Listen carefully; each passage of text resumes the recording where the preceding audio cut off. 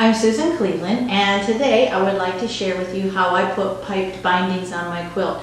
Back in 1998 I started teaching quilting, and that's when I started perfecting a technique I call piping hot binding.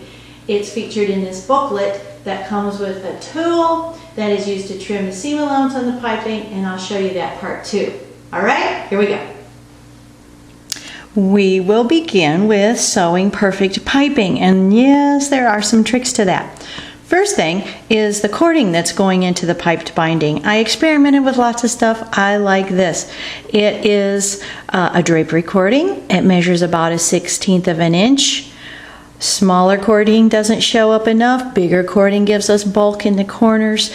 This has just a little bit of firmness to it, but it's not making the quilts stiff, so I like that about it too. So let me show you how we sew it. Here at the sewing machine, we used to sew piping with a zipper foot.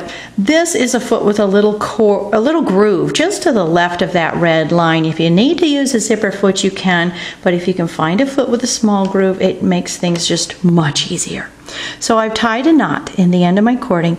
I tucked it into this bias strip that I cut at about 1.25 inches wide, and then I pressed it in half. I'm going to put it into my machine and lower it down so that the cording rides up in that little groove there.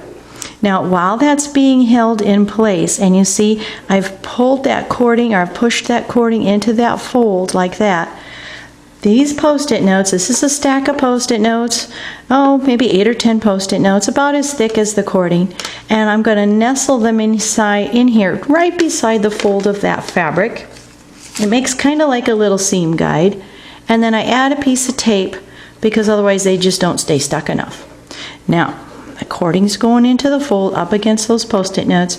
I want the needle to come down pretty close to the cording, but I need to sew closer to it later, so that's a little too close. I'm going to bring that needle one click to the right on this particular machine. That will be different on every machine that you work with. And you see I'm pulling that into the fold, and then I'm making sure with this finger that it stays down there beside the Post-it notes. Then I'm going to get the next bit into the fold, and I'm going to sew a little bit more, making sure it stays there beside the Post-it notes.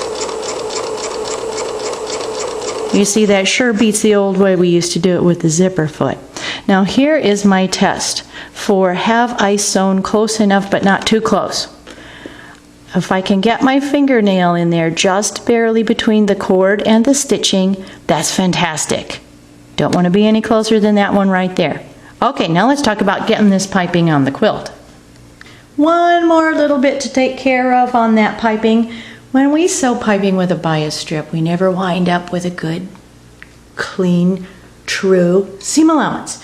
And I used to cut that with a rotary cutter. Then I invented the groove and piping trimming tool quite a long time ago. There's a groove 1/4 inch from this side of the tool, which we're going to use to trim this piping down to a perfect 1/4 inch seam allowance. So you see I've placed that over my piping, and the cording ran up in that groove. And now what I can do is trim with my rotary cutter along the tool, and then I grab that cording and I pull the next bit in. See, there we go. And then I trim the next bit, and so on and so on. It feeds right into the tool quite nicely. I can trim 400 inches of piping in just 20 minutes, and I get a beautiful seam allowance. Now to prepare the quilt. When I finish that quilt top, what I did is I take and I starch the wrong side of that quilt top, get a little firm, I starch my backing, then I layer up the quilt sandwich, and the next thing I do is go to my sewing machine and I add what I'll call stay stitching or an edge stitching line on each of the 4 sides with my walking foot engaged if it's a built-in walking foot, or I put on the other walking foot in order to do that so all the layers don't scooch around. So I've added this edge stitching on each edge, and I don't turn the corner. I do one side, then the next side, and I do all 4 sides. This stabilizes the edge of the quilt sandwich, all 3 layers, while I'm quilting the quilt. It makes a big difference in your final results. The next thing I do then is quilt the quilt, and you see on this little sample piece I've just done these wavy lines. Now quilts never stay square when we quilt them. So the next thing to do is to square them up. I'm not going to square it up with a rotary cutter because then the edge of that quilt sandwich is vulnerable to stretching. I'm going to square it up with a ruler and my Sharpie marker. So I put a line of the ruler on my border seam and I draw a new edge. That's going to tell me where to apply the piping. Now we can apply that fantastic piping that has the perfect seam allowance. Time to apply the piping to the quilt, that piping that has a fantastic seam allowance on it.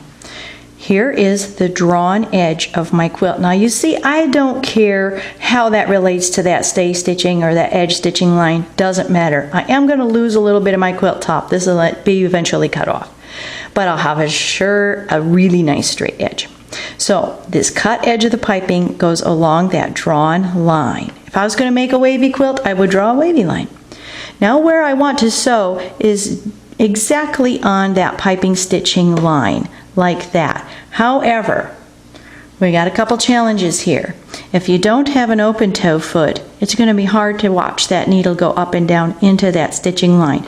So I've installed an open toe foot. You see, there's nothing between my eyes and the needle. I can clearly see where I'm stitching.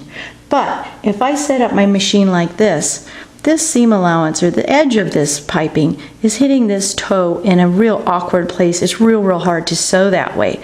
So I suggest marching that needle over to the right somewhere. I don't take it all the way to the right, but to the right quite a bit. Now when I lower that needle down so that it goes into that piping stitching line like that, do you see where this toe is riding on that seam allowance, a much healthier place? So now I go ahead and I sew one side, then the next side, then the next side. I cut off the piping as I come to the end, and I go ahead and I'm going to pull this out so I can show you. You see, I've started with some extra up there, and then I'll go all the way to the end, and I'll leave a little extra ½ inch at that end, and they cross over in the corners. I want to point out that in the corners there, they will cross over like this, and that's how you get a nice, crisp, 90-degree corner on your quilt. If you try to turn that corner, around that corner, that's exactly what you get, a rounded corner. Now over here, I have applied the piping on all 4 sides. After that, then the edge of that quilt is stable, so I can get rid of all this excess at the cut edge of the piping. I use the groove and piping trimming tool for that too. I just lay it down, that cording is riding up in that groove. Now you have to press down hard because with all that bulk, it doesn't want to stay in there. And then trim, and voila, all the extra junk gets cut off of that quilt. Then we can put binding on.